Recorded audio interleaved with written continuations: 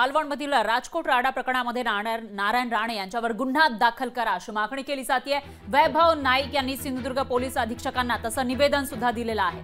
तर राजकोट किल्ल्यावर ज्यावेळेला शिवसेना युबीटीचे कार्यकर्ते गेले होते, महाविकास आघाडीचे कार्यकर्ते गेले होते, त्याच वेळेला नारायण राणे आणि त्यांचे समर्थक त्या ठिकाणी आल्याचं पाहायला मिळालं होतं। आणि या ठिकाणी जो काही राडा झाला आहे नारायण राणे समर्थक आणि शिवसेना युबीटीच्या कार्यकर्त्यांमध्ये, त्यावर नारायण राणेंवर गुन्हा दाखल करा अशी मागणी केली जाते। वैभव नाईक यांनी सिंधुदुर्ग पोलीस अधीक्षकांना तसं निवेदन दिलं।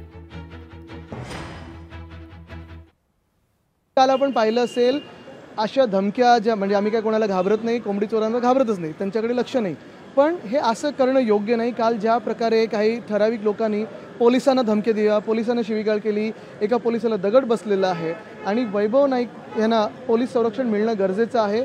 ते अर्थात ते स्वतः तर आहेत दमदार, पण कुठेही काही दुर्घटना घडू नये म्हणून मला वाटतं हे योग्य आहे। लोकशाही मराठी ऐका, पहा, जागरूक रहा।